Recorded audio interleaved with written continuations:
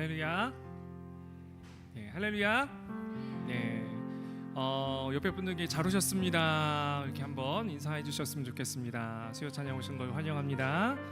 예, 오늘 주님께서 여러분을 이곳 가운데 부르셨음을 믿습니다.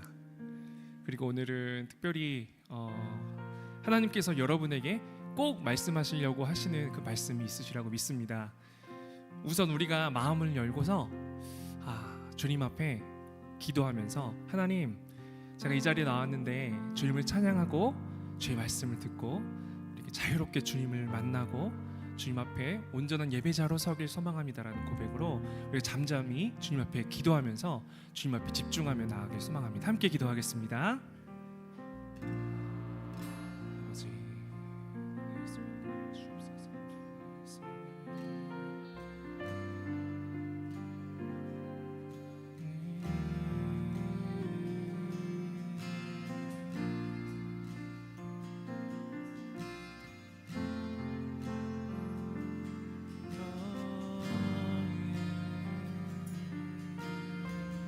우리 다시 한번 기도할 때, 성령님 이곳 가운데 임재하여 주시옵소서.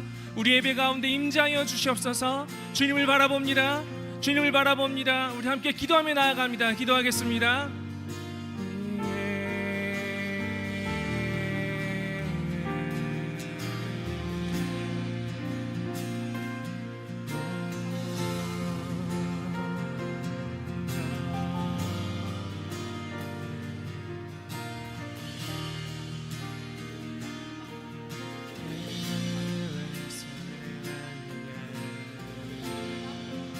주의 이름만 찬양하길 소망합니다. 하나님, 우리의 시선을 주님께로 두게 하여 주시옵소서. 오직 주님만 바라봅니다.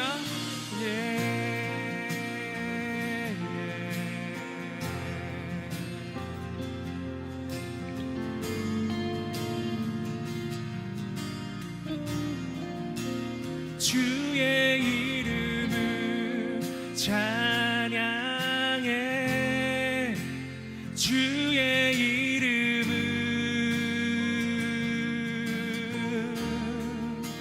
주의 이름을 찬양해.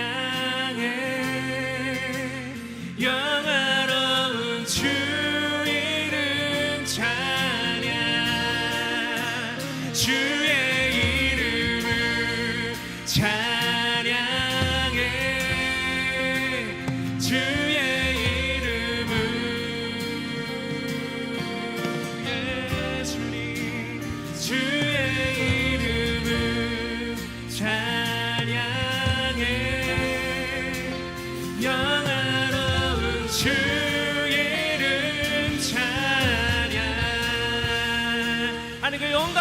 찬양합시다. 이 옷가운데 주님 영광 받아 주시옵소서. 네. 우리 모두 일어나서 주님 앞에 주 이름 찬양 고백하며 나아갑니다.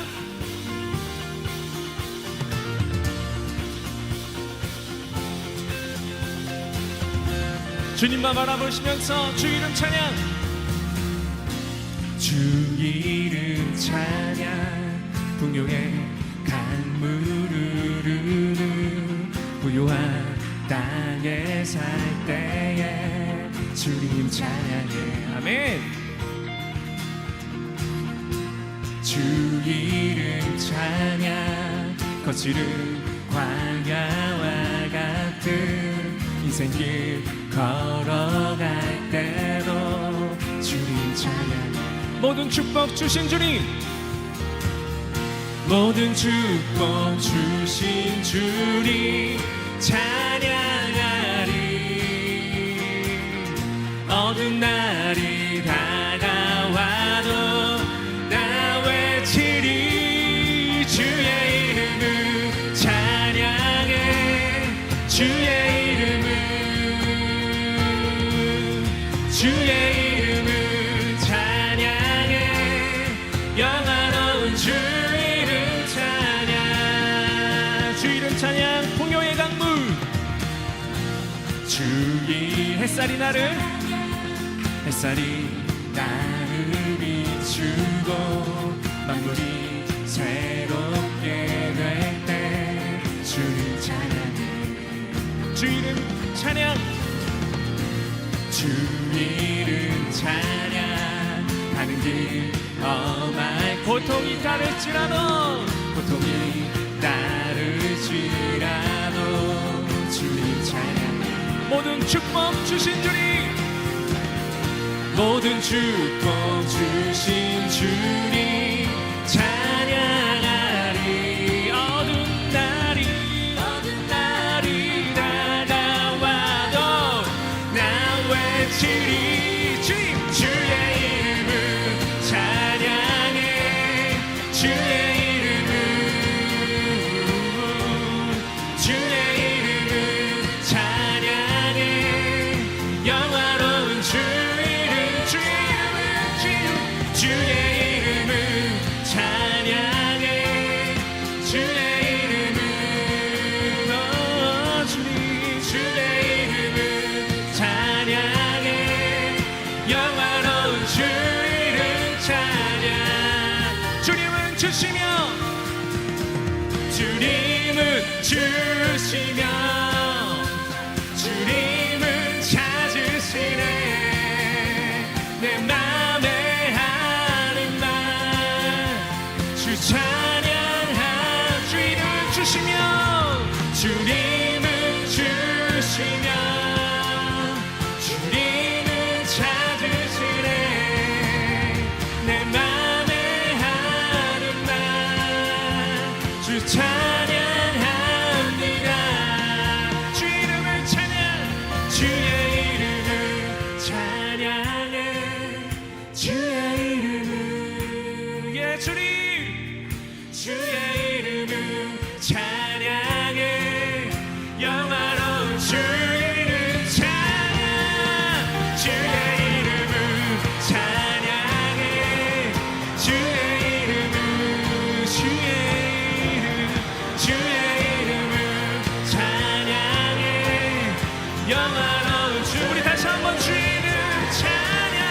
주의 이름을 찬양해. 주의 이름을, 주의 이름을 찬양해. 영화로운 주 이름 찬양.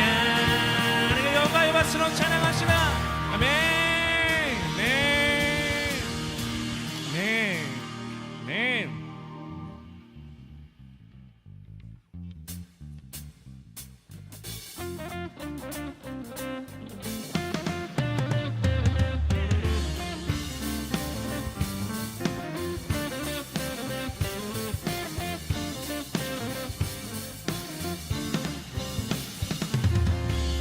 내 몸은 구주의 성전이니 예수의 밝은 빛 비추며 살리라.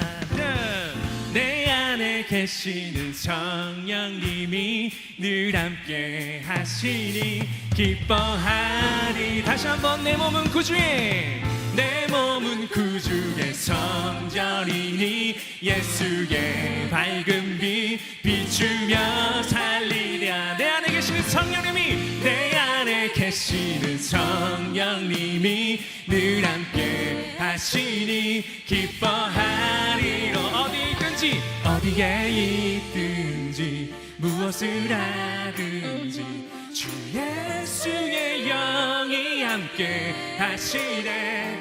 세상을 향하여 우리는 교회 되어 내 하루의 한가운데서 주를 높이리. 주여 높임을 받으소서. 모든 영광과 찬송을 하나님께. 나를 부르신 자리에서 내 삶을 드려 찬양하리. 자, 우리 다시 한번 고백해 보겠습니다. 내 몸은 구주의 성전이니. 우리 고백합니다. One, two, three, four. 내 몸은 구주의 성전이니 예수의 밝은 빛 비추며. 내 안에 계시는 성령님이, 내 안에 계시는 성령님이 늘 함께 하시니 기뻐하. 어디에 있든지 어디에 있든지 무엇을 하든지 주 예수의 영이 함께 하시네. 세상을 향하여 움직이는 교회 되어 내 하루의 한가운데서 주를 높이 주여 높임을 받으소서. 모든 영광과 찬송을 하나님께 나를 부르신 자리에서 내 삶을 드려 주여 높임을 받으소서. 주여 높임을 받으소서. 모든 찬양과 찬송을 하나님께 나를 부르신 자리에서 내 삶을 드려 찬양하리. 우리 다 같이 해볼게요.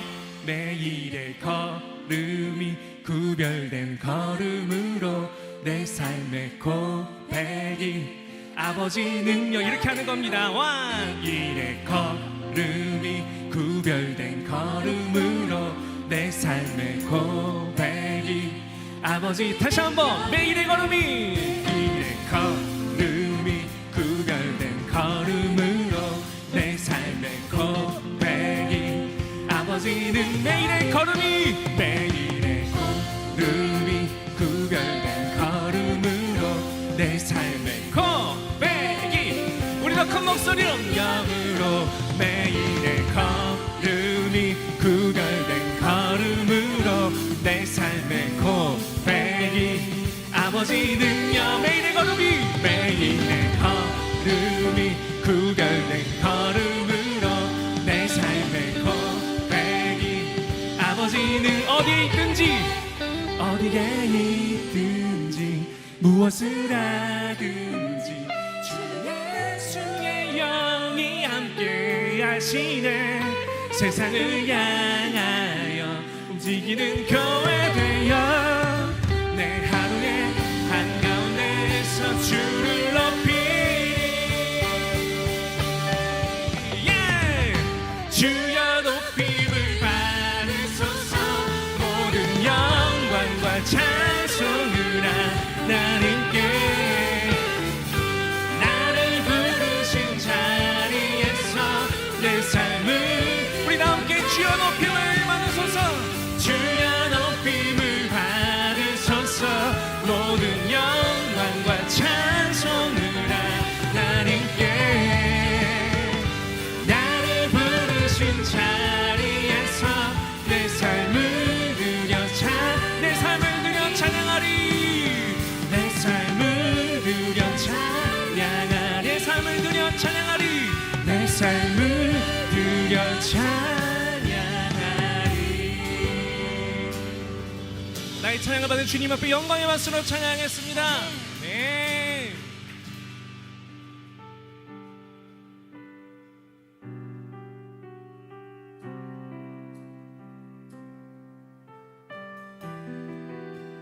우리 믿음의 고백으로 나아갑니다. 하나님의 부르심에는 하나님의 부르심에는 후회하심이 없네. 내가 이 자리에 선 것도 주의 부르심이라. 하나님의 부르심에는 결코 실수가 없네. 아멘. 나를 부르신 하나님의 신실하심을 믿네. 작은 나를 부르신 뜻을 나는 알 수 없지만 오직 감사와 순종으로 주의 길을 가리라. 때론 내가 연약해져도 주님 날 도우시니 주의 놀라운 그 계획을 나는 믿으며 살리. 날 부르신 뜻 내 생각보다 크고 날 향한 계획 나의 지혜로 증명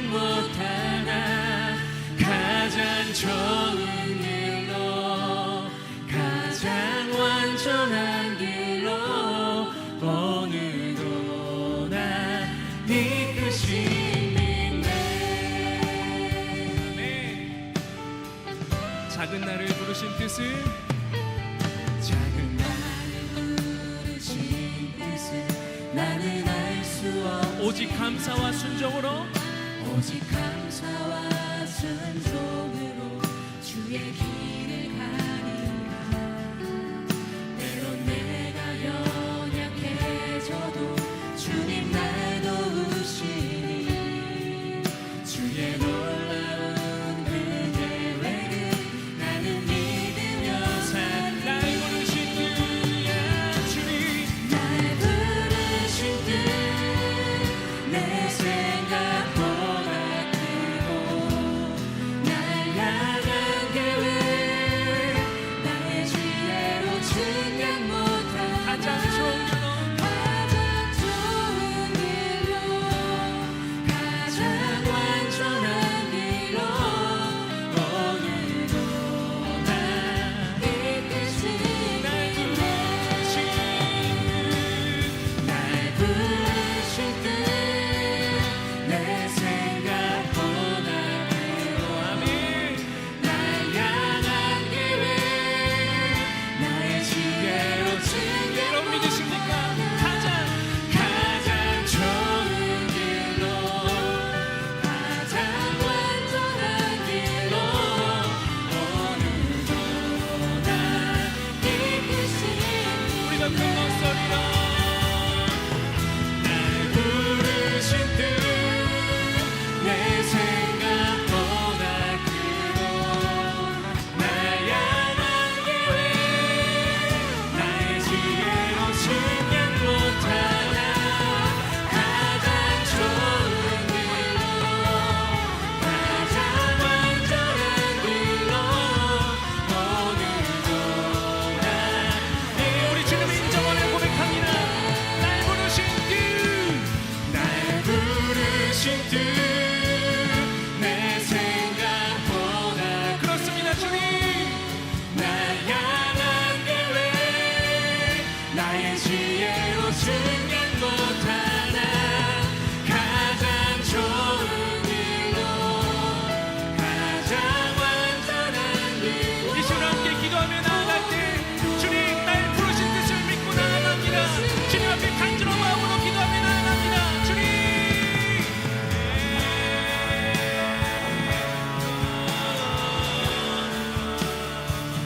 나의 삶을 이끄신 주님을 신뢰하며 나아갑니다. 가장 완전한 길로 가장 완전한 길로 인도하신 주님을 찬양합니다. 우리의 고백을 받아 주시옵소서.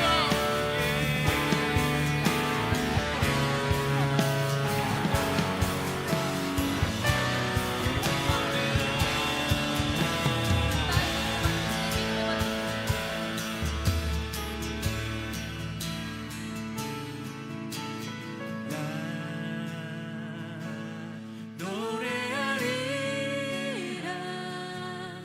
천한 나를 돌아보신 구세주를 찬양해 하늘 닿는 곳까지 내 손 들리라. 예수 나의 주 나를 치료하시는 주님 앞에 나아갑니다. 난 노래하리라. 노래하리라. 천한 나를 돌아보신 구세주를 찬양해 하늘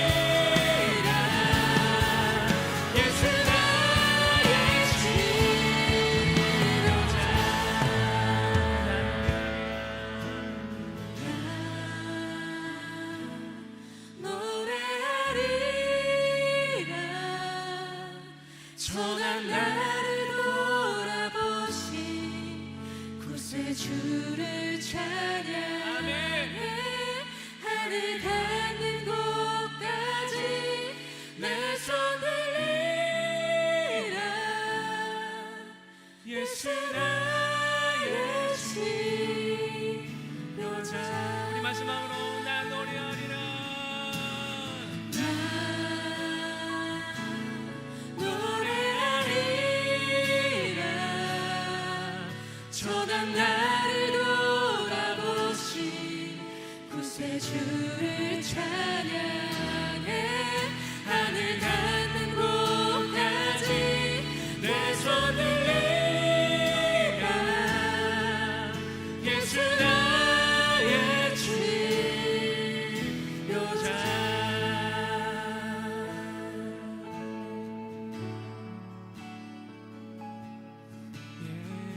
예수.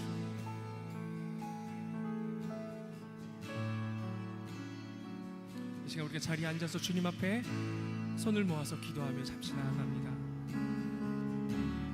하나님,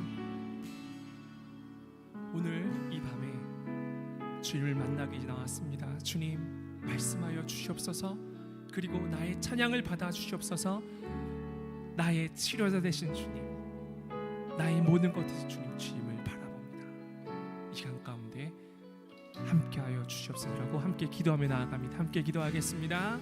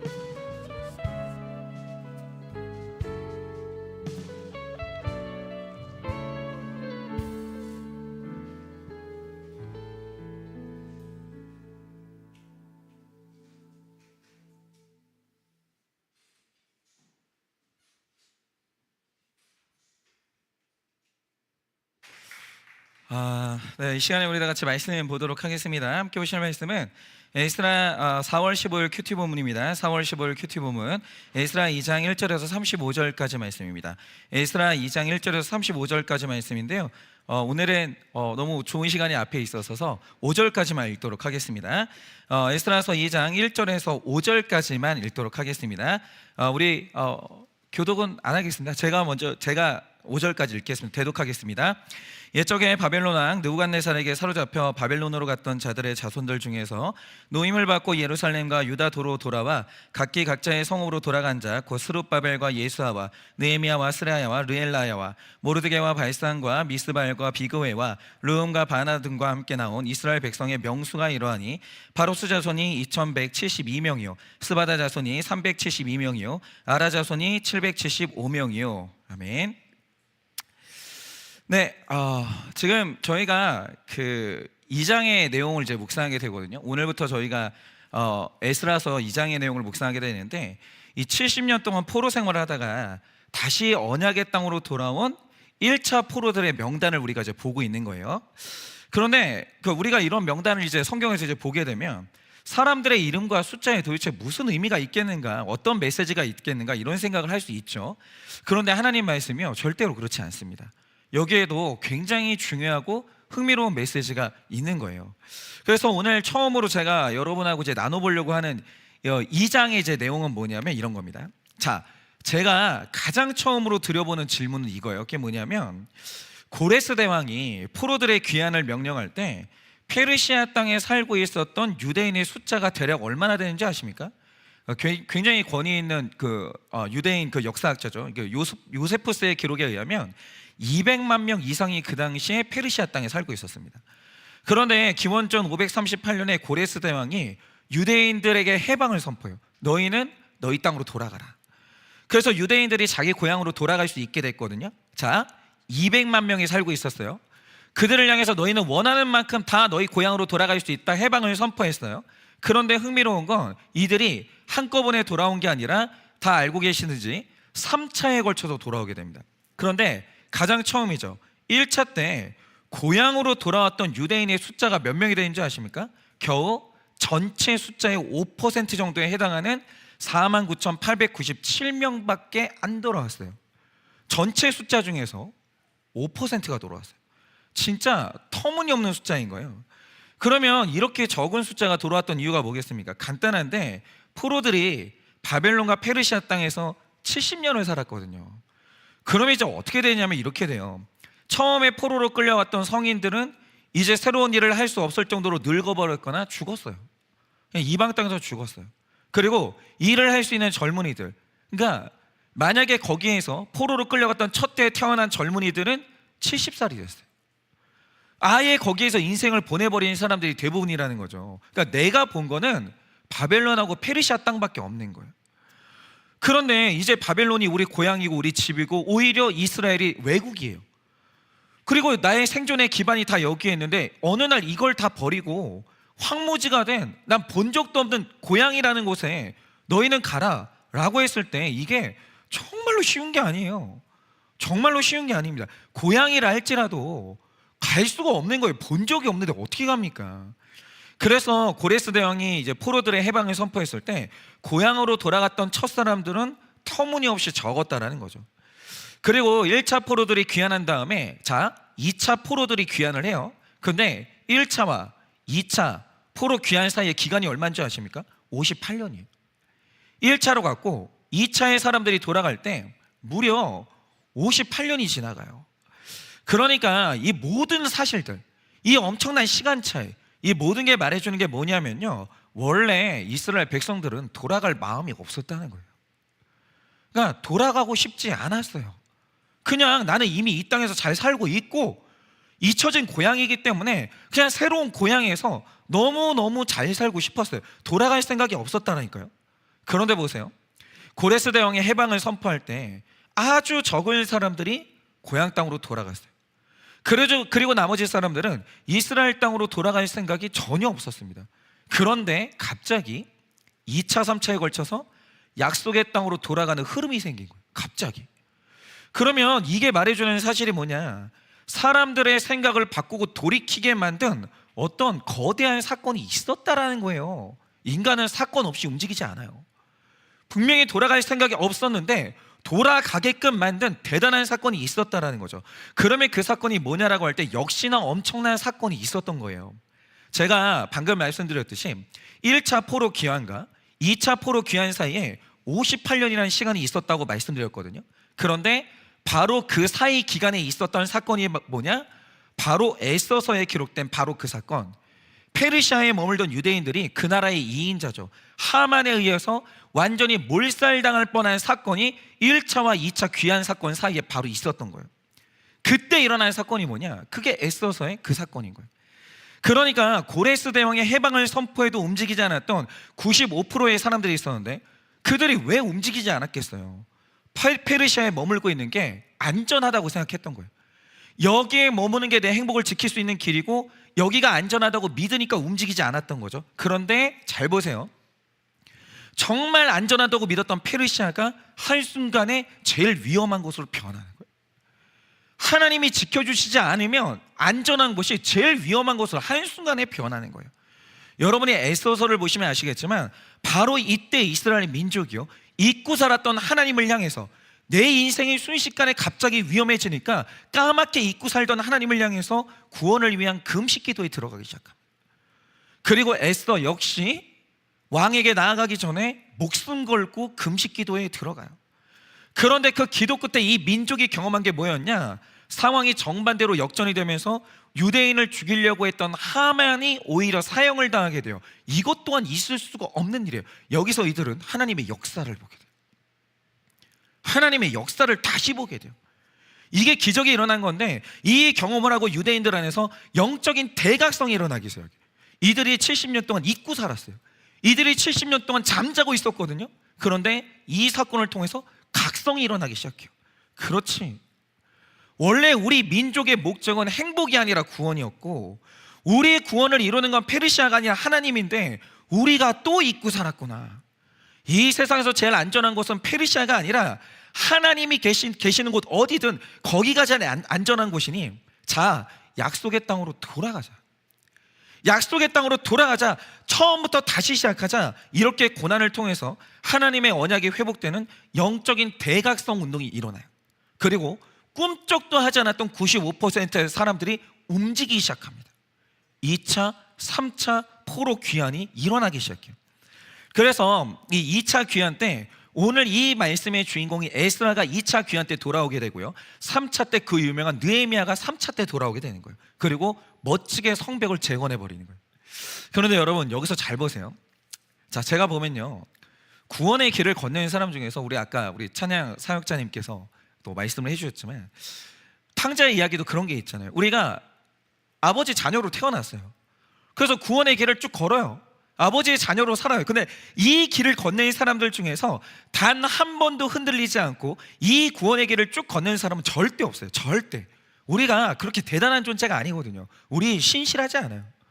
우리가 100% 죄인이고 갈대 같기 때문에 우리는 바람만 불면 흔들려요.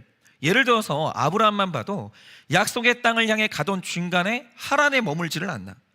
그리고 약속의 땅에 도착을 했는데도 이집트로 도망가지를 않나. 진짜 갈팡질팡합니다. 그러면 구약의 인물만 그러냐? 전혀 그렇지 않고요. 베드로를 봐도 그는 하나님의 아들을 직접 만났어요. 그리고 하나님의 아들한테 직접 가르침을 받았는데도 한 번은 예수님을 저주하고 도망가요. 그러니까 이 바벨론의 포로들처럼 우리 다 그래요. 안 그럴 사람은 아예 없어요. 아예. 약속의 땅을 향해 잘 가다가 더 좋아 보이는 세상 바벨론 땅에 머물 때가 있고 우리 힘으로 돌아올 수 없을 정도로 깊이 빠지는 때가 있다는 거죠. 우리는 내 힘으로 절대 못 돌아와요.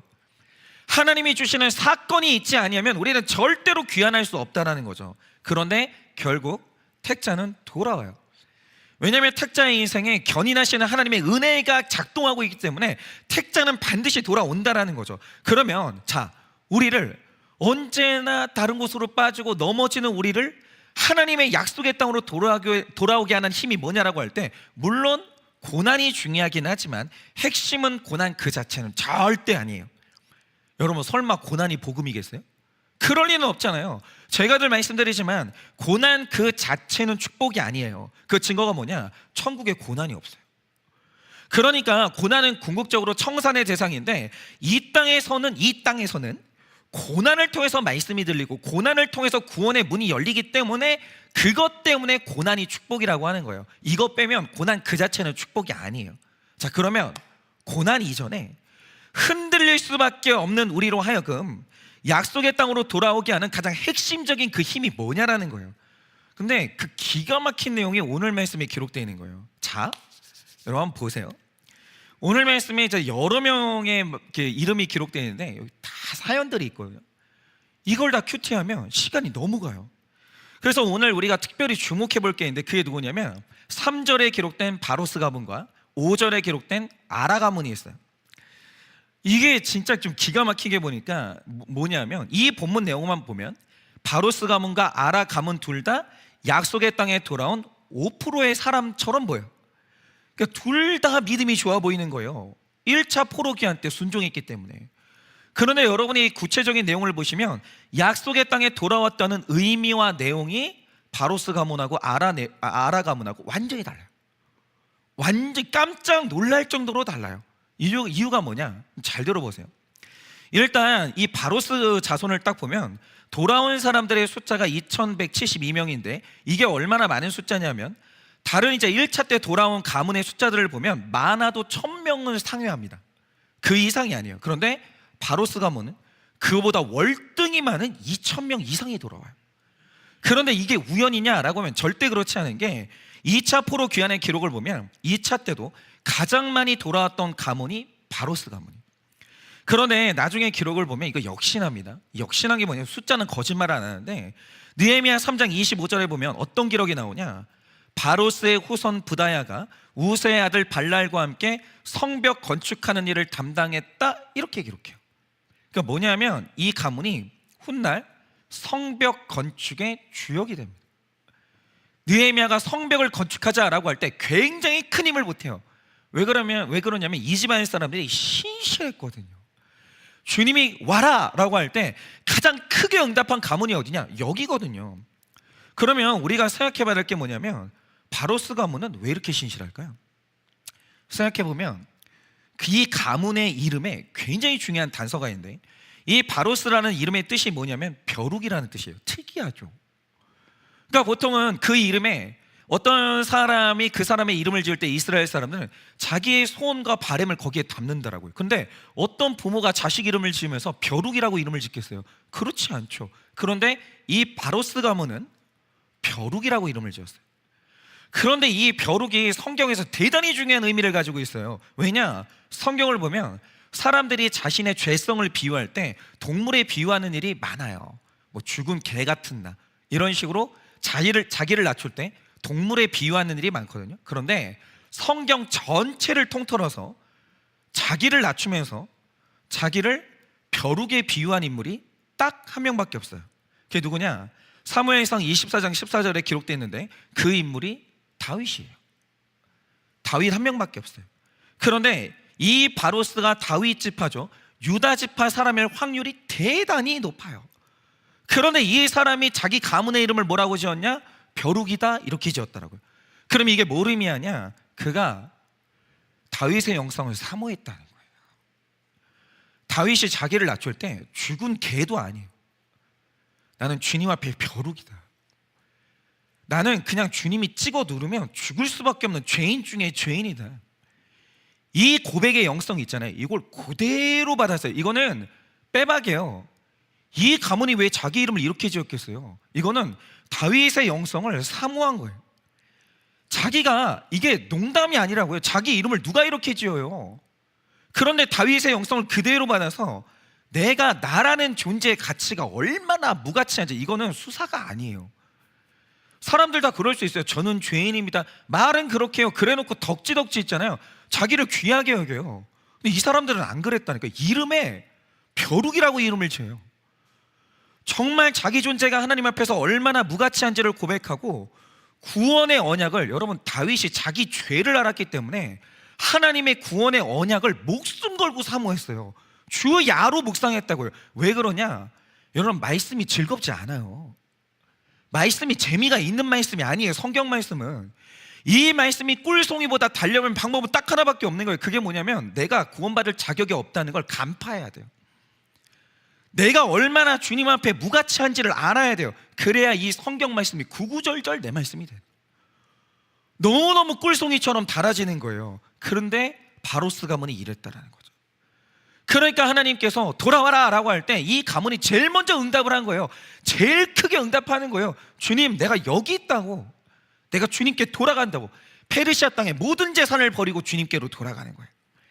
그런데 이런 집이 있어요, 오늘 말씀에. 그런데 오늘 우리가 주목할 건 이 사람인데 5절을 보면 아라 가문이 있어요. 그런데 이 사람도 5%의 이게 명단 안에 있으니까 믿음이 되게 좋아 보이잖아요. 그런데 똑같이 성벽을 재건하는 느헤미야서로 가면 동일하게 또 어떤 기록이 있냐? 느헤미야가 성벽 재건을 할 때 이걸 가장 방해했던 민족의 원수 중에 한 명이 누구냐면 암몬 사람 도비야거든요. 그런데 엽기적인 게 뭐냐면 이 아라 가문의 후손 스가냐가요, 도비야를 사위로 삼습니다. 그러니까 지금 이 느헤미야랑 에스라서는 완전히 무너뜨린 다음에 처음부터 다시 시작하는 본문이거든요. 이때 느헤미야가, 에스라가 철저하게 외쳤던 게 뭐냐? 우리 가정부터 다시 세우잖아요. 불신교론 불가. 다시 한번 신교론을 외쳐요. 믿는 가정을 세워야 그 다음부터 나라가 선다, 이렇게 되는 거예요. 그런데 한참 그렇게 가고 있는데 아라 가문의 후손이 민족의 원수랑 불신교론을 해요. 그러면 이 아라가 보낸 사람들은 믿음이 없는 사람이다 이렇게 봐도 돼요. 그런데 헷갈리는 게 뭐냐면 믿음 좋은 1차 귀환자들 중에 이 사람이 있는 거예요. 이게 어떻게 된 거냐 이거죠. 이 사람은 분명히 믿음이 없는 사람 같은데 어떻게 여기에 있냐 이거예요. 그러면 이 현상은 어떻게 설명할 수 있는 것인가? 제가 이것과 관련해서 최근에 너무 좋은 책 하나를 읽었는데, 자, 영국이 낳은 설교자 중에 제일 유명한 사람 두 명이 있어요. 한 명이 마틴 로이드 존스 목사님이고, 한 명이 1800년대를 대표하는 설교자 스펄전 목사님이에요. 그런데 이 스펄전 목사님이 철로 역정을 해설한 책을 내신 적이 있는데 이 책 내용이 기가 막혀요. 정말. 기가 막혀요. 그런데 거기에 제일 먼저 나오는 내용이 뭔지 아십니까? 자, 처음에 철로 역정을 보면 주인공 이름이 크리천이에요. 이 크리천이라는 사람이 구원의 길을 걷기 시작해요. 그런데 처음에 천국을 향해서 구원의 길을 딱 걸으니까 그가 살던 마을의 가족들과 이웃들이 전부 다 말리는 거예요. 어딜 가냐고, 가지 말라고, 어딜 가냐고, 돌아오냐고 막 그러는 거예요. 그러니까 이 크리스천이 귀를 막고 달려요. 난 가야 된다, 나는 구원 받아야 되기 때문에 가야 된다고 하면서 귀를 막고 막 달려가요.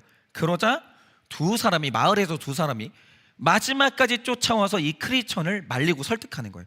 그런데 이 두 사람의 이름이 뭐냐? 바로 완고와 유약이라는 사람이에요. 그러니까 여기에서 완고는 고집이 세다라고 할 때 그 완고함이고, 유약은 마음이 약하다라고 할 때 유약인데, 그러니까 철로 역정을 지은 존 버녀는 천재예요. 이 책의 성경책 다음으로 많이 팔린 책이거든요. 이게 다 의미가 있어요. 한 명의 이름은 완고함이고 한 명의 이름은 유약함이에요. 그런데 이 완고함은요, 설득을 하다가 안 되니까 화를 내면서 결국 마을로 되돌아가요. 그런데 연약한 유약은 오히려 크리스천에게 설득이 돼서 구원의 길을 같이 걷게 됩니다. 그런데 잘 보세요. 이게 정말 하나하나 다 의미가 있는 게, 자, 이 크리스천과 유약이라는 사람이 같이 구원의 길을 걷지만 철로 역정을 보면 같은 길을 걷는 것처럼 보이는 두 사람에게 결정적인 차이 하나가 발견돼요. 그게 뭐냐? 크리스천의 어깨에는 엄청나게 큰 짐이 있어요. 이걸 죄의 짐이라고 그래요. 자기 죄가 얼마나 큰지를 본 거예요. 이게 보통 짐이 아니라, 그러니까 질만한 짐이 아니라 이게 내 힘으로 벗을 수가 없는데 너무 큰 짐. 이 짐을 평생 지고 걷다 보면 난 죽을 수밖에 없겠구나, 이걸 등에 지고 걸어가요, 크리스천이. 그러니까 이 크리스천이 이 엄청난 짐을 지고 예수를 만나기 위해 구원의 길을 걷는 이유가 뭐냐 하면, 이 짐을 해결하지 않고서 나는 살 수가 없는 걸 알아버린 거예요. 이 짐이 내 어깨 위에 있어서 내가 죽어가고 있다는 사실을 알아버린 거예요.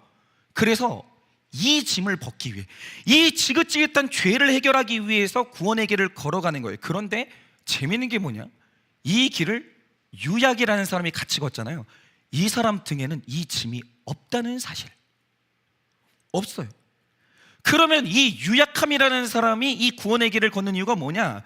크리스천의 이야기를 듣다 보니까 천국이라는 곳이 있다는 걸 알게 됐는데, 거긴 죽음도 없고 모든 길이 황금길이고 보석으로 되어 있고 슬픔과 아픔이 없다라고 하니까 이 이야기에 매료가 된 거예요. 그러니까 성경이 천국에 대해서 어떤 묘사를 할 때 이 묘사는 의미가 중요해요. 문자 그 자체가 중요한 게 아니라고요. 천국을 사람의 언어로 묘사할 길이 없으니까 이 땅에 있는 걸로 비유를 한 것뿐이에요. 그런데 이 의미에는 관심이 없고 그냥 황금, 보석, 죽음도 없고 아픔도 없다는 기복적인 사실에 꽂힌 거예요. 그래서 이 사람은, 자, 이게 복음을 정확히 들어야 되는 이유인데 이 사람이 그냥 거기까지만 들은 거예요. 나머지도 들어야 되는데. 그래서 이 사람이 착각을 한 게 뭐냐면 구원의 길이 즐거운 여행길이라고 생각을 한 거예요. 그런데 놀라운 사실은 오늘 말씀 5절에 기록된 이 아라라는 이름의 뜻이 뭐냐면 여행하다, 그 뜻이에요. 이 사람이 이 길을 여행하듯이 온 거예요. 그러니까 오늘 말씀에 기록된 이 아라, 그리고 이 철로 역정에 기록된 유약함이라는 사람의 특징이 뭐냐면, 이 사람들은 기회주의자들인데 언제나 내가 만나는 사람들의 영향을 받아요. 그러니까 진짜 크리스천의 특징이 뭐냐면 영향을 받지 않아요. 내가 진리를 알아버렸기 때문에 완고함을 만나도 그 사람의 영향을 받지 않아요. 가족들이 아무리 외쳐도 영향을 받지 않아요. 나는 이 죄를 벗어야 되기 때문에, 그래야 살기 때문에 귀를 막고 천국을 가요. 영향을 받지 않아요. 그런데 이 유약함은 내가 만나는 사람마다 영향을 받아요. 유약하니까. 그러니까 이제 들어보다가 어떤 길이 더 좋다 싶으면 그 길로 갈아타요. 금방 변절을 하는 거예요. 그러니까 이 유약함이 크리스천을 따라왔던 이유가 뭐냐? 처음에 마을에서 살 때는 완고함이라는 사람에게 영향을 받은 거예요. 거기서 사는 게 좋았던 거예요. 그런데 크리스천을 만나서 천국 이야기를 들어보니 천국이 더 좋겠는 거예요. 그러니까 이번에는 천국으로 갈아탄 것뿐이에요. 그냥 때가 됐을 때 크리스천을 만났으니까 이 사람의 영향을 받은 거예요. 그런데 여러분, 우리가 말하는 복음이 뭡니까? 일단 복음은 제일 먼저 이 순서를 바꾸면 거짓말이에요. 그것은 복음이 아니에요. 언제나 복음은 순서가 제일 중요한데, 복음이 제일 먼저 얘기하는 거, 여러분이 로마서를 보세요. 사도 바울이 다르게 얘기하는, 로마서는 내용만큼 순서가 중요해요. 그런데 이 복음이 제일 먼저 얘기해 주는 게 뭐냐면, 크리스천이 철로역정을 시작할 때 존 버년도 크리스천을 이렇게 시작해요. 내가 어마어마하게, 그러니까 이거는 제가 아무리 설명해도 성령이 임하시지 않으면 절대 못 깨달아요. 절대로 못 깨달아요. 이거는 그냥 성령이 하시는 거예요. 내가 아예 천국에 갈 수 있는 가능성이 아예 없는 어마어마한 죄인이라는 걸 폭로해요. 요거 통과하지 못하면 절대로 복음에 입문하지 못해요. 제일 먼저는 사랑한다가 아니에요. 제일 먼저는 네가 천국에 절대 갈 수 없는 너무 절망스러운 죄인이라는 걸 성경은 폭로를 해요. 그런데 사람이 모르고 살았던 내 죄를 보면요, 처음에 이제 어떤 심정이 드냐면 차라리 알지 말걸, 이 생각이 들어요. 왜 그러냐면 너무 고통스러워. 그래서 어떤 사람은 뭐라고까지 얘기했냐면, 자기 죄를 알고 난 다음에 이게 얼마나 괴로운지 아무 지각이 없이 초원에서 풀을 뜯고 있는 송아지가 부러웠다, 이렇게 얘기를 해요. 그러니까 내가 모르고 살았던 내 죄를 보면요, 나에 대한 절망감 때문에 견딜 수 없는 고통과 두려움이 생기거든요. 그러니까 죄를 안 지고 싶은데 계속 짓는 거예요. 나는 안 되는구나, 이걸 알게 되는 거예요. 그런데 바로 이때 등장하는 분이 누구냐? 너 못하겠지, 안 되지. 아까 우리 찬양 사역자님도 노래해 주셨잖아요. 나는 원래 집에 돌아올 때 맞아 죽어야 되는 페류나예요. 아니, 아버지가 살아계시는데 아버지 어차피 죽을 건데 돈 주시면, 여러분 원래 율법에는 말씀이 맞아요. 율법에 보면 이 페류나를 죽여도 되는 법이 있다니까요. 근데 갑자기 집으로 돌아올 때 죽을 각오를 하고 돌아온 거예요. 왜 그러냐면 어차피 이방 땅에 있어보자 굶어 죽으니까, 이래 죽으나 저래 죽으나 죽을 각오를 하고 집으로 온 거예요, 이 탕자가. 갑자기 이 아버지가 달려오시더니 금가락지 끼워주고 좋은 옷을 입혀주고, 죽었던 내 아들이 돌아왔다, 송아지 잡아라, 이러는 거예요. 내 죄를 해결해 주실 나의 아버지 예수님이 등장하는 거예요. 이때 내가 못하니까. 그래서 내 죄의 짐을 벗고 일평생 그분에게 헌신하는 삶, 그것이 바로 우리가 걸어가고 있는 구원의 길이고, 그 길의 결론이 천국인 것인데, 요약은 천국에 이르는 과정은 못 들어본 거예요. 이 사람 들어도 기억도 안 나고 듣고 싶지도 않아요. 그냥 예수님을 만나면 행복이 시작됩니다. 행복의 시작 예수 그리스도, 이게 복음인 줄 아는 거예요. 여러분, 복음이 그렇게 짧으면 저도 목회 쉽게 하겠어요.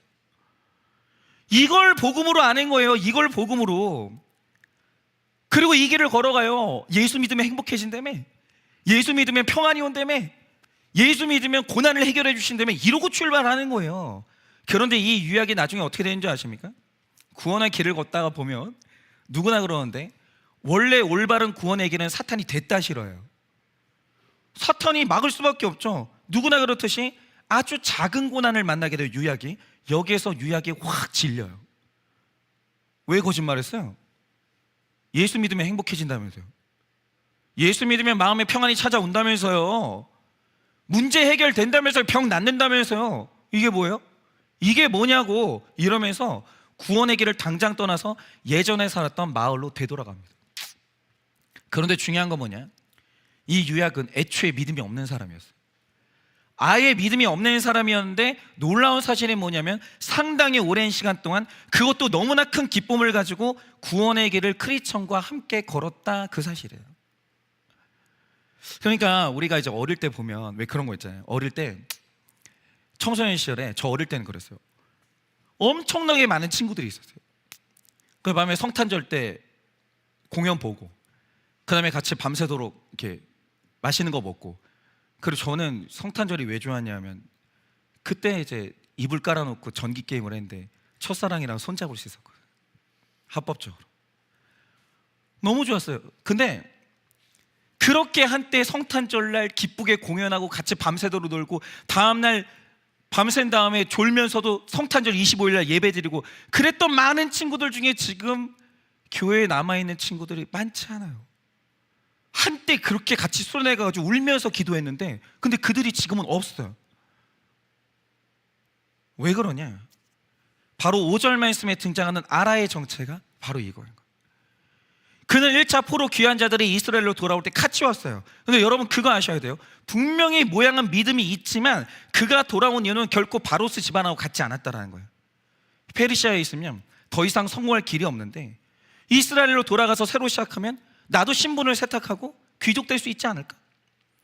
지금 이스라엘 땅은 70년 동안 주인이 없었기 때문에 뭐 깃발만 잘 꽂으면 내 땅 많아지는데 나도 내 땅 가질 수 있지 않을까? 이게 목적이었는데 그렇게 왔다가 이방 권력자인 도비아가 내 자녀에게 호감을 표시하니까 당장 불신 결혼을 시켜요. 왜냐? 이 사람들은 복음이 중요한 게 아니에요. 구원이 중요한 게 아니라 그냥 고난을 피하는 게 중요한 거예요. 이 땅에서 행복하게 사는 게 중요한 거예요. 이 사람들의 목적은 고난을 받더라도 언약을 붙들어 구원을 받는 게 목적이 아니라 고난을 피하는 게 복음인 줄 아는 거예요. 아니요. 진짜 복음은 뭐냐면 구원받기 위해 치러야 되는 고난이 있다는 게 복음이에요. 그러니까 이런 사람들이 고난이 오면 시험 들었다, 내가 교회에 속았다, 예수에게 속았다 이러면서 그냥 당장에 그냥 떠나는 거죠. 여러분 신앙생활 하다 보면 우리 다 넘어집니다. 안 그런 사람은 아무도 없어요. 저도 넘어졌고 모두 다 넘어져요. 그런데 다시 돌아오는 게 택자인 거예요. 안 넘어지는 게 택자가 아닌 거예요. 그런 건 꿈도 꾸지 마세요. 안 넘어지는 게 택자가 아니라 돌아오는 게 택자라고요. 그게 중요한 거예요. 그런데 우리를 돌아오게 하는 힘이 뭐냐? 위로가 아니에요. 물론 그것도 있어요. 그런데 우리를 돌아오게 하는 힘이 뭐냐? 에스라서의 주제죠. 올바른 복음이에요. 언약의 말씀. 복음을 정확하게 선포했는데 이 복음이 어느 날 택자의 마음에 쑥 들어가는 거예요. 쑥. 그리고 탕자처럼 어느 날 내가 예수를 떠났다 고난이 왔는데 이상하죠? 복음이 생각나요. 복음이 생각나요. 그러면 그는 아무리 흔들려도 반드시 돌아오지만 복음이 없으면 구원의 길 가다가도 아주 작은 고난에 무너지고 그는 떠나게 되는 거예요. 진짜 복음. 그래서 중요한 게 뭔지 아십니까? 다른 게 아니에요. 복음이에요. 복음이고 복음이고 복음이에요. 제가 내일도 말씀을 드리겠지만 여러분 이 에스라서의 큰 주제 중에 하나가 뭐냐면 다시 시작하자. 다시 시작하자. 이것을 우리는 갱신이라고 그래요. 여러분 그리스도인들은 계속 개혁을 해요. 죽는 날까지 개혁돼요. 개혁된 교회는 다시 개혁돼야 돼요. 왜 그러냐? 우리가 시간만 지나면 우리는 또 쓰레기가 쌓여있기 때문에. 여러분 이 에스라서는 다시 시작하자 이게 주제거든요. 그럼 다시 시작하자고 할 때 그 다시 시작이 뭘? 복음이에요. 복음 외에 다른 걸로 시작하면 안 돼요.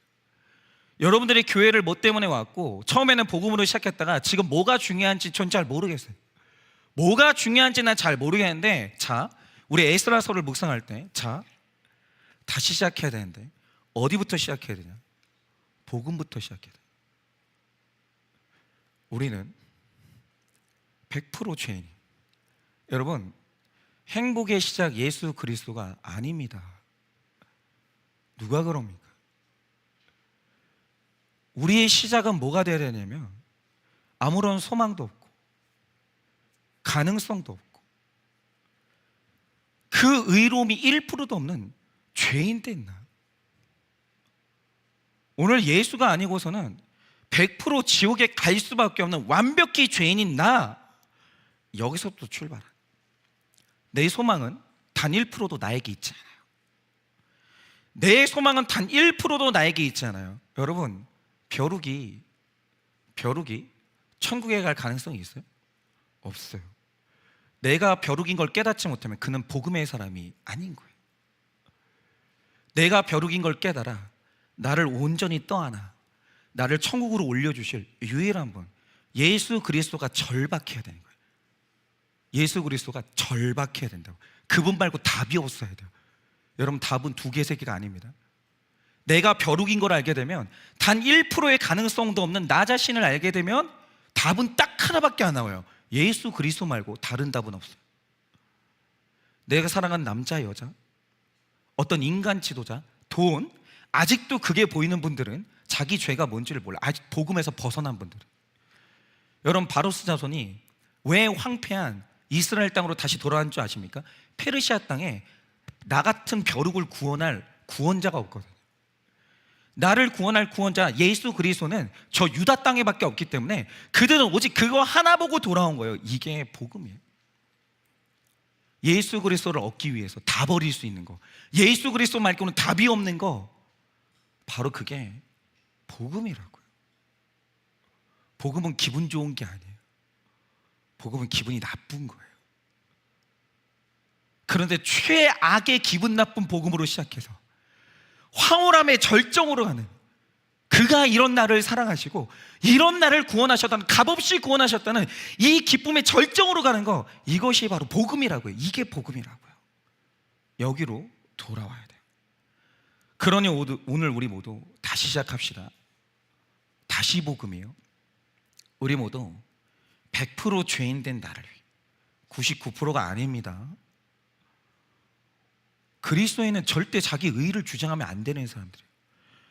100% 죄인 된 나를 위해 십자가 위에서 피를 흘리고 죽으신 예수 그리스도의 복음 위에 굳게 서서 어떤 고난이 와도 답은 예수밖에 없기에 이 길을 끝까지 걸어가 마침내 이 길의 무조건적인 결론인 천국에 이르는 저와 여러분 되시기를 예수님의 이름으로 축원합니다. 이 시간에 우리 찬양팀 나와주실까요? 이 시간에 우리 찬양하려고 하는데요, 나 주님의 기쁨 되기 원하네, 우리 찬양을 할 건데, 여러분, 우리 같은 벼룩이 여러분, 우리 같은 벼룩이 뭘 하면 하나님께 기쁨을 드려요? 그럴 방법은 없어요. 여러분, 벼룩이 뭘 하면 하나님을 만족시킬 수 있겠어요? 하늘 위에 계신 그 하나님을 나 같은 벼룩이 어떻게 만족을 시켜요? 그럴 리가 없죠. 그런데 하나님은 우리로 인해서 기쁨을 느껴요. 왜냐하면 우리가 높아져서 기쁨을 느끼는 게 아니라 그분이 우리 때문에 낮아져서 기꺼이 기뻐하시는 거예요. 놀랍죠? 이거는 종교가 아니에요. 기독교는 종교가 아니에요. 그런 게 아니라는 거죠. 기독교는 역사예요. 이건 신비예요. 기독교는 능력이에요. 여러분, 이 시간에 우리 다 같이 주님을 찬양합시다. 주님, 제가 이렇게 찬양하니까 기쁘시죠? 누가 그래요? 여러분이 찬양을 하면 얼마나 기쁘게, 얼마나 아름답게 찬양을 하겠어요? 그 속에 더러운 게 그렇게 많은데. 아니요, 우리의 능력으로 하나님을 기쁘게 할 수 없어요. 우리는 하나님을 더 기쁘게 하거나 덜 기쁘게 하는 거 불가능해요. 하나님은 우리한테 영향을 받지 않아요. 그냥 하나님이 우리를 사랑해요. 이유가 없어요. 우리는 하나님을 아름답게 할 만한 노래를 할 수 있는 사람 아무도 없어요. 여러분이 천사처럼 노래할 수 있을 것 같아요? 아무도 못해요. 그냥 그가, 내가 엉망으로 노래하는데 그 노래소리를 기뻐해 주시는 거예요. 이 하나님의 낮아지심, 우리가 최선을 다해서 그를 기쁘게 하는 게 아니라 그가 우리를 무조건적으로 사랑하시기에 그냥 그는 우리를 기뻐하시는 거예요. 그래서 중요한 건 이거예요. 이걸 인정하는 게 중요해요. 주님, 나는 아무것도 아닙니다. 주님, 당신이 기뻐하시는 이유는 당신이 겸손하고 선하기에 당신 안에 기쁨이 있는 것이지 내가 당신께 기쁨을 드린 것이 아닙니다. 근데 이 복음을 받아들일 때 그것이 하나님을 기쁘게 하는 거예요. 여러분, 오늘 우리 전심으로 찬양합시다. 이 밤에 전심으로 찬양합시다. 그 좋으신 하나님, 복음은 예수 그리스도 그 자체인 거예요. 우리 이 좋은 예수님을 찬양합시다. 나 주님의 기쁨 되기를 원해. 나 같은 벼룩 같은 것에 노래도 들어주시는 이 하나님의 기쁨 되기를 원하네. 이 시간 우리 다 같이 그런 마음의 소원을 가지고 우리 주님을 한번 경배해 봅시다. 나 주님의 기쁨 되길 원하네. 내 마음을 새롭게 하소서. 새 부대가 되게 하여 주세요. 새 부대가 되게 하여 주사. 주님의 빛 비추게 하소서. 우리 겸손히 내 마음 드립니다. 겸손히 내 마음 드립니다.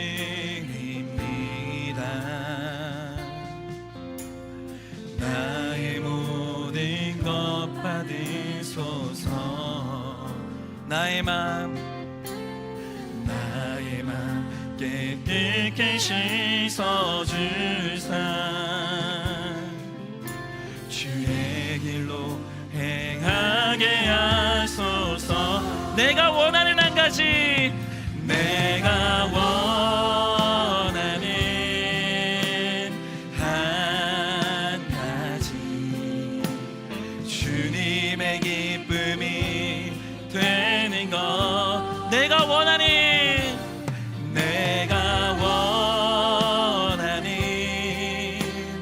한 가지, 주님의 기쁨이 돼. 우리 한 번 더 겸손히 내 마음 드립니다. 겸손히 내 마음 드립니다. 나의 모든 것 받으소서. 나의 마음 깨끗게 씻어주사. 주의 길로 행하게 하소서. 내가 원하는 한 가지, 내가 원하는 한 가지, 주님의 기쁨이 되는 것. 내가 원하는 한 가지, 내가 원하는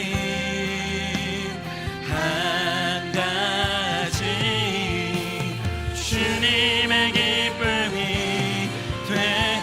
내가 원하는 한 가지, 내가 원하는 한 가지, 주님의 기쁨이 되는 것. 내가 원하는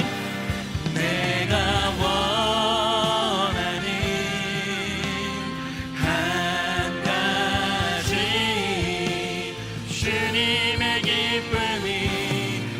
아름다우신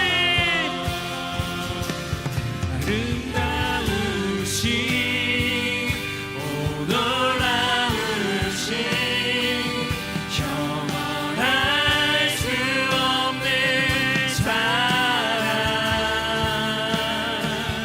오 위대하신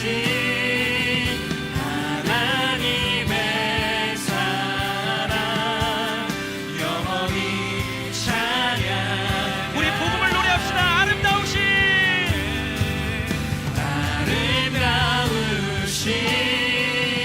오 놀라우신 영원할 수 없는 사랑. 위대하신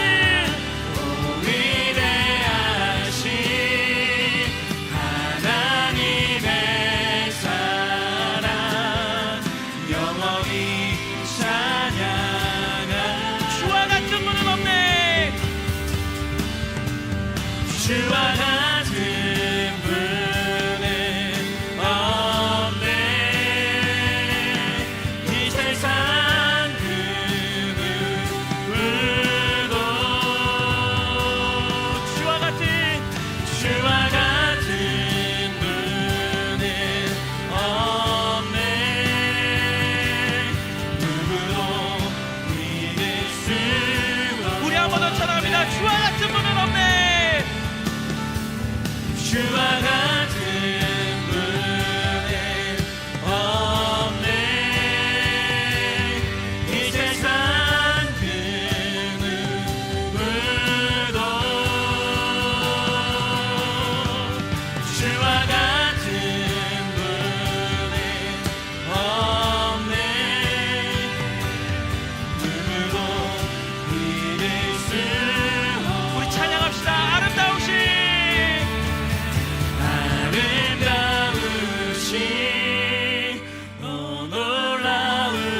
놀라우신 경험할 수 없는 사랑 위대하신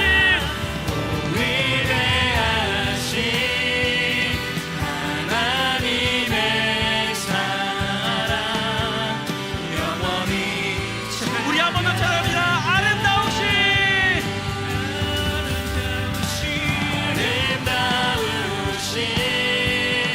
놀라우신 경험할 수 없는 사랑 위대하신 하나님의 사랑 영원히 찬양하리. 여러분 이 시간에 우리 한번 뜨겁게 기도합시다. 우리 기도할 때 주님 처음부터 다시 시작합니다. 주님 완전히 무너뜨리고 처음부터 다시 시작합니다. 하나님 내 안에 다시 한번 의로움이 들어왔습니다. 하나님 다시 한번 내 안에 자기 자랑이 들어왔습니다. 이 모든 것들을 무너뜨리고 하나님 온전히 주님의 복음만 찬양하길 원합니다. 벼룩처럼 완전히 의미 없는 나를 살리신 그 예수 그리스도의 피 흘리심과 나의 유일한 소망 되신 예수 그리스도의 크시고 위대하신 사랑, 그 사랑으로 돌아가게 해달라고, 이 시간에 나의 죄를 100% 고백하게 해달라고, 이 시간에 우리 다 같이 한번 주여 한번 깨물어 기도하도록 하겠습니다. 주여 살아계신 우리 아버지, 이 시간에 주님 앞에 다시 시작합니다. 복음으로 다시 시작합니다. 주님 복음으로 다시 시작합니다. 정말 예수 그리스도의 그 복음으로 인하여 다시 살아갑니다. 정말 내가 새롭게 되기 위한 그 예수의 복음을 내가 붙잡습니다. 주님 그렇습니다. 주님 내 의가 자꾸 올라오려고 하고 내 의로 내 세상을 살아가려고 하고 이 세상 가운데서 내가 가장 옳은 것 같은 이 시간 가운데서 정말 나는 주님의 그 말씀이 없이 살아갈 수가 없어. 주님 그 복음을 잡고 내가 새롭게 일어나며 살아갈 수 있는 주님 인도해 주옵소서. 내 이름으로 살아가는 것이 아닙니다. 나는 100% 죄인이고 나는 옳은 것 하나 없는데 예수님께서 살아나시기로 작정하셨고 예수님께서 용서하시기로 작정하셨고 예수님께서 나를 붙잡고 가시기로 작정하셨으며 그 가운데서 나는 그 사랑을 붙잡고 나아가야 되지만 나는 세상이 그 어떠한 유혹이 너무나도 세상이 그 어떠한 즐거움들이 나를 살아가게 하는 것 같고 세상의 기준들이 나를 살아가게 하는 것만 같은데 아닙니다. 주님 그렇습니다. 나에게 필요한 것은 복음이고 나에게 필요한 것은 새롭게 됩니다. 주님 이 시간 정말 간절히 고백하오니 정말 내 안에 있는 더러운 죄를 회개하게 하시고 정말 그 회개를 통하여서 새롭게 됨으로 내가 복음을 잡고 나아갈 수 있게 주님 인도하여 주시옵소서. 세상을 잡고 나아가는 것이 아니라 예수 그리스도의 그 복음 그 말씀만을 갖고 나아갈 수 있게 주님 인도하여 주시옵소서. 하나님 아버지 나는 교인이 아닙니다. 나는 옳지 않습니다. 내 삶은 옳지 않고 내가 생각하는 것은 옳지 않으니 정말 예수께서 작정하신 그 사랑 가운데서 정말 내가 그 사랑을 깨닫고 나의 죄를 깨닫고 나의 죄가 보이고 온전히 예수 그리스도만을 붙잡고 갈 수 있게 주님 인도하여 주시옵소서. 하나님 아버지 정말 내 삶 가운데서 온전히 예수의 삶이 드러나길 원하고 예수의 강타가 드러나길 원하고 예수님만 보이길 원합니다. 정말 그것이 복음이고 내가 나의 내가 나의 것을 내려놓는 것 내가 나의 오름을 내려놓는 것 내가 나의 죄를 주님 앞에 들려서 고백하고 회개하는 것 그것이 내가 해야 될 가장 일선이가 되길 원하오니 하나님 아버지 정말 내 삶 가운데서 정말 예수님의 향기가 되길 원한다면 내가 그리스도인으로 살아가길 원한다면 내가 그리스도인을 고백하길 원한다면 하나님 아버지 내 죄를 엎드리고 회개할 수 있게 하시옵소서. 정말 주님의 말씀을 더욱더 붙잡을 수 있게 하시옵소서. 예수님께서 사랑하시기로 작정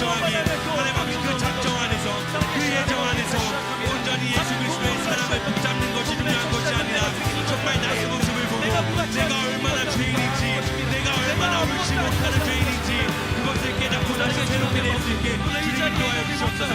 예수 안에서 새롭게 되게 하시고 예수 안에서 새롭게 되게 하시고 예수 안에서 새롭게 되는 그 시간을 통하여서 정말 나의 삶의 그 어떤 것도 정말 내가 새롭게 되는 것보다 중요하지 않음을 내가 고백할 수 있게 하시고 온전히 주님 안에서 살아갈 수 있게 주님 인도하여 주시옵소서. 하나님 아버지 정말 간절히 고백하고 간절히 기도드립니다.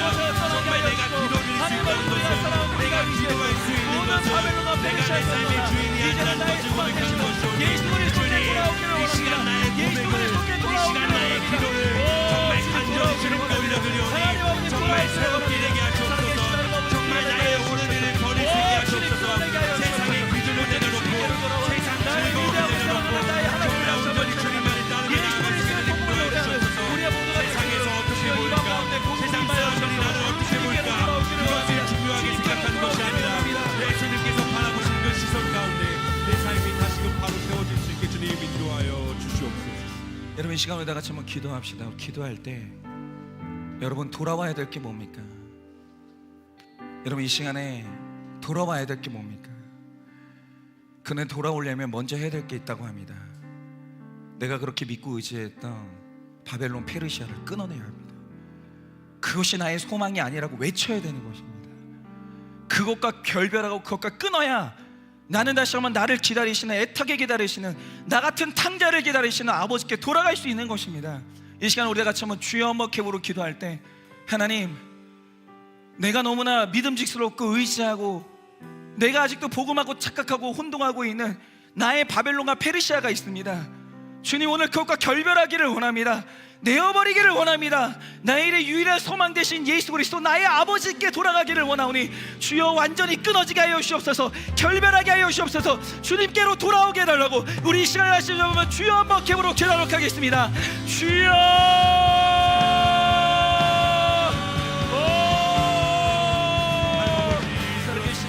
세상이 즐거움이 너무나도 즐겁습니다. 세상 친구들이 너무나 좋고 세상의 그 성공이 너무나도 나의 가운데서 있었습니다. 하나님 아버지 돈이 너무나 좋고 친구가 너무나 좋고 세상 성공이 너무나 좋습니다. 하지만 주님 그것은 나에게 있어서 페르시아고 예수님께서 하나님께서 말씀하신 다시 유대 땅으로 돌아가라 하나님 아버지께서 보내시고자 하는 그곳에 나는 가지 못합니다. 세상의 즐거움이 나를 더 잘 살 수 있게만 할 것 같고 그것이 편하고 그것이 안락합니다. 하지만 주님 하나님은 오늘 말씀을 통해서 말씀하십니다. 너네가 그곳을 떠나 유다 땅으로 다시 돌아가라. 하나님 아버지 그렇습니다. 주님 우리가 있어야 할 곳은 말씀이 있어야 하는 곳입니다. 믿음이 있어야 하는 곳입니다. 신앙이 있는 곳입니다. 예수 그리스도의 십자가가 있는 곳입니다. 우리가 있어야 할 곳, 우리가 가야 할 곳, 그곳으로 우리가 발걸음을 옮기길 원하오니 주님 우리의 힘으로는 갈 수가 없사오니 주님 우리의 발걸음을 인도하여 주시고 우리에게 힘을 허락하여 주시고 우리를 이끌어주셔서 정말 예수 그리스도의 십자가가 있는 곳, 말씀이 있는 곳, 세상 성공이 아니라 하나님이 있는 그곳으로 나를 인도하여 주시옵소서. 내가 갈 수 있게 도와주시옵소서. 나를 인도하여 주시옵소서. 나의 발걸음을 인도하여 주시옵소서. 나에게 힘을 더하여 주시옵소서. 하나님 아버지 정말 간절히 원하고 바라오니 정말 이 시간 정말 나의 고백이 나의 기도가 정말 온전히 하나님께 올려드리기에 하나님께 드리기를 정말 주님께서는 들어주시니 정말 나의 기도가 정말 주님께로 가까이 갈 수 있는 기도가 되게 하시고 정말 나의 삶이 내일부터 다시 시작되는 나의 하루가 정말 세상의 기준이 아니라 세상의 성공이 아니라 세상의 즐거움이 아니라 정말 예수 그리스도의 십자가가 있는 곳, 고난이 있는 곳, 예수님께서 부르시는 곳, 하나님께서 가라고 하시는 곳, 그곳으로 내 발걸음이 가길 원합니다. 나의 걸음이 그곳에 나가길 원합니다. 나의 시선이 예수 그리스도의 십자가에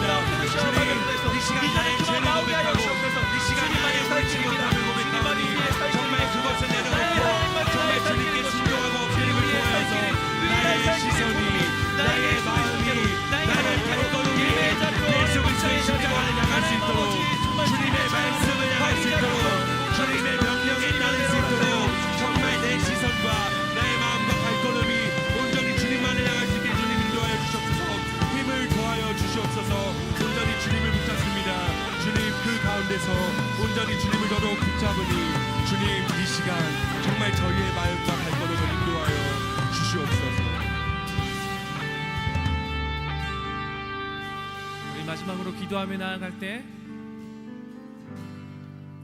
우리 가족들과 우리 자녀들과 생각나는 복음이 필요한 사람들을 위해서 기도하기 원합니다. 예수 그리스도의 복음이 나의 자녀에게, 우리 가족에게, 우리 사랑하는 사람들에게 전파되기를 소망합니다. 주님, 역사하여 주셔서, 성령님 말씀하여 주셔서 하나님 예수 그리스도의 복음이 들릴 수 있도록 하나님 그들의 마음을 열어달라고 여러분이 불러야 될 그 이름을 불러가며 우리 함께 기도하길 소망합니다. 우리 주여 한번 외치고 마지막으로 기도합니다. 기도하겠습니다. 주여!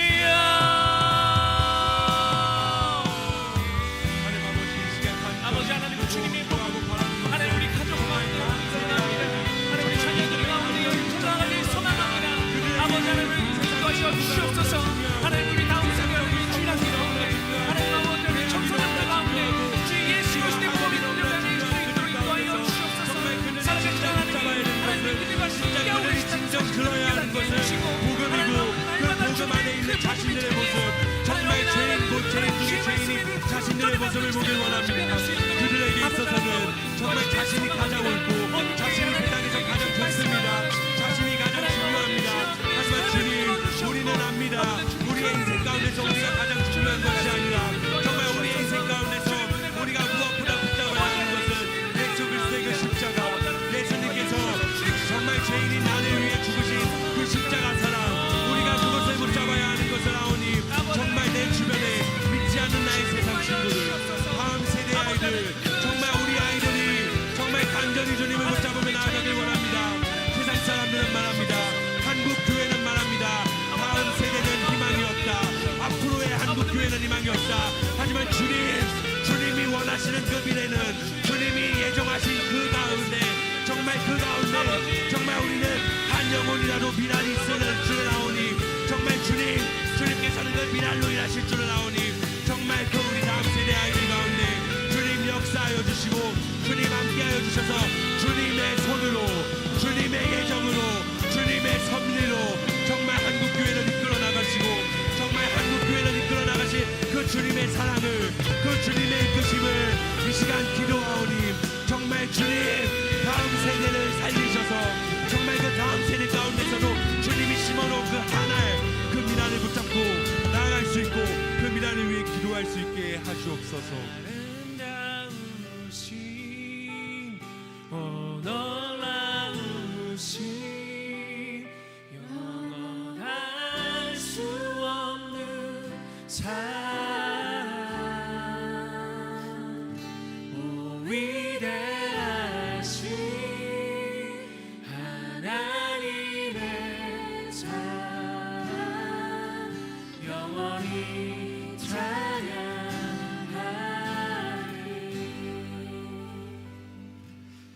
하나님, 복음은 낭만적인 이야기가 아닙니다. 복음은 부드러운 이야기가 아닙니다. 복음은 우리가 얼마나 소망이 없는지를 포장하지 않습니다. 낱낱이 그것이 아무리 수치스럽고 고개를 돌릴 만큼 취약하다 할지라도 복음은 그것을 포장하는 법이 없습니다. 낱낱이 다 드러냅니다.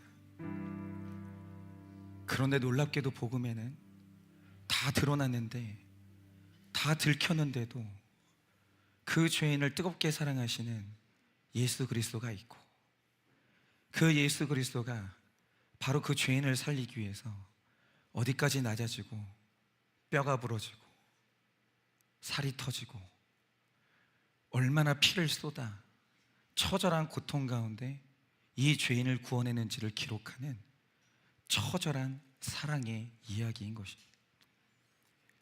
주님, 이 이야기를 다 알고 나면 예수밖에는 답이 없다는 것을 알게 되는데, 마치 복음이 무슨 연인 간의 사랑 이야기인 것처럼 그렇게 포장되어지니 이것 말고 다른 길이 있는 것처럼 그렇게 생각이 되어집니다. 주님, 복음 말고 다른 길이 없습니다. 예수 말고 다른 길이 없습니다. 우리 모두 다시 시작하기를 원합니다. 예수 그리스도로, 그의 피 묻은 십자가로, 오직 회개함으로 주님께 나아가 다시 한번 이 복음으로부터 나의 신앙생활을 시작하는 우리 모두가 될 수 있도록 주님의 은혜를 허락하여 주시옵소서. 믿사오며 살아계신 예수님 이름 받들어 기도드립니다. 아멘. 네, 아멘. 네, 광고 말씀 잠시 드리고 오늘 마치도록 하겠습니다. 수요 찬양 예배 오신 것을 환영하고요. 매주 수요일마다 저희 하고 있고, 여러분 아실지 모르겠는데 이제 다음 달이면 1년이 되었습니다. 그래서 정말 하나님의 은혜로 이 예배를 섬기게 되었는데, 요즘 느끼는 게 있는데 여기 오시다가 사고도 많고 예배를 참석하려고 하는데 방해들이 많은 걸로 알고 있습니다. 저희도 이게 왜 이러지? 뭐 이런 것도 많은데, 그만큼 이 예배가 귀하고 또 정말 사단들이 많은 공략을 하지 않나라는 생각을 하고 있습니다. 그래서 기도하면서 저희가 더 준비를 많이 해야겠다 생각을 하고 있습니다. 여러분 많이 기도해 주시고요. 그리고 저희가 다음 주에 계속하고, 다음 주 금요일에는 저희가 이 근처에 있는 재현중학교에 가서 저희가 또 찬양으로 섬기게 됐습니다. 그래서 기도해 주시고 라이크 데뷔 가서 또 우리 전도사님하고 같이 그들 한 1,000명 되는 우리 중학생 친구들과 함께 예배 섬기고 그럴 것 같은데, 여러분 많이 기도해 주시면 좋을 것 같습니다. 그리고 여러분이 주신 그 헌금하신 것들로 인해서 지금 많은 환경들이 좋아지고 있습니다. 그래서 수요 찬양을 위해서 계속 기도해 주시고요. 특별히 오늘 우리 게스트로 참여해 주신 김보규 그 찬양 선교사님, 우리 한번 일어나서 우리 박수로 너무 감사하다고. 네. 예. 제가 느끼기에 저랑 교제를 하면 이렇게 연락하면서 왔고, 또 오늘 또 같이 오셨잖아요. 근데 하나님께서 하실 거고 성령님께 모든 걸 맡기겠다 하시고, 콘티도 오늘 묵상하시면서 오늘 와서 정하시고 이렇게 했는데, 저희가 사실 레아 계속 묵상하고 있었잖아요. 아시죠?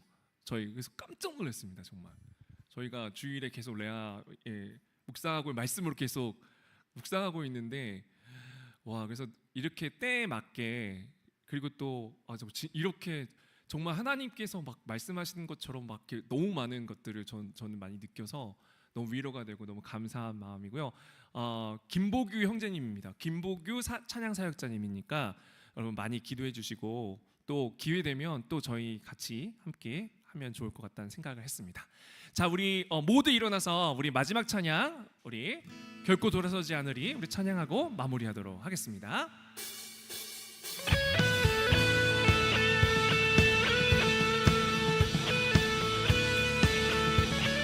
우리 말씀을 기억하면서 주님 뜻대로 살기로 했네.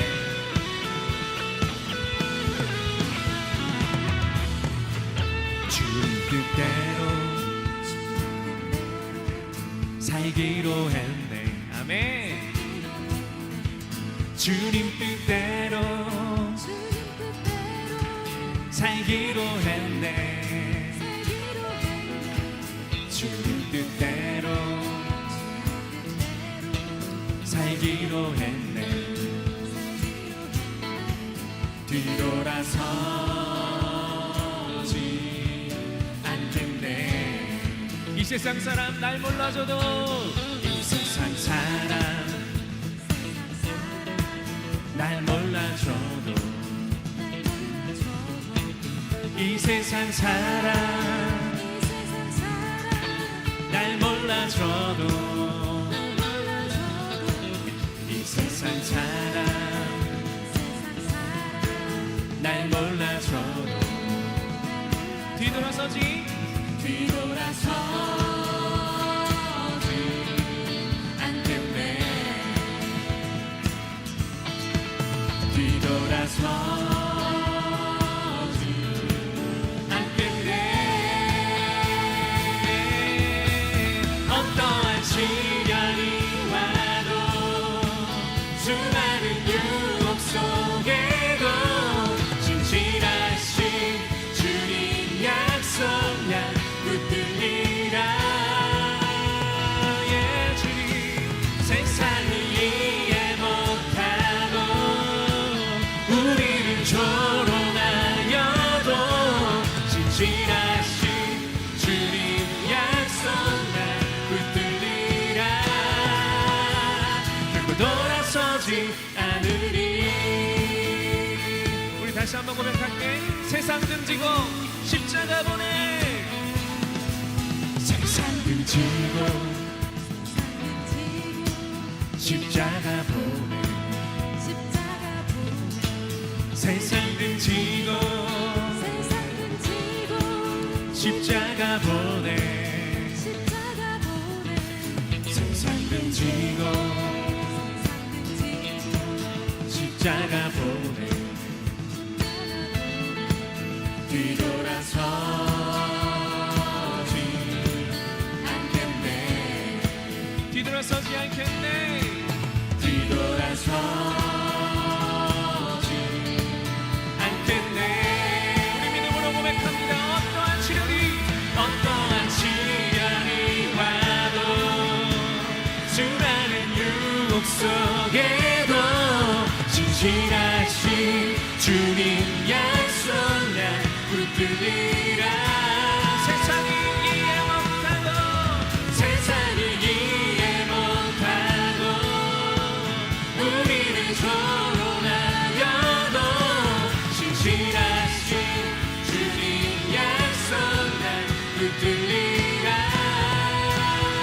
결코 돌아서지 않으리 우리의 찬양과 우리 모든 것을 받으신 주님 앞에 영광의 박수로 찬양하겠습니다. 할렐루야.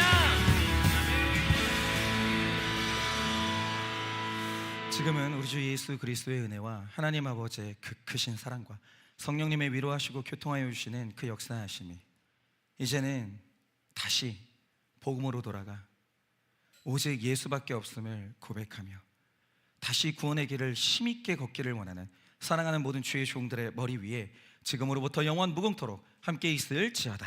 아멘.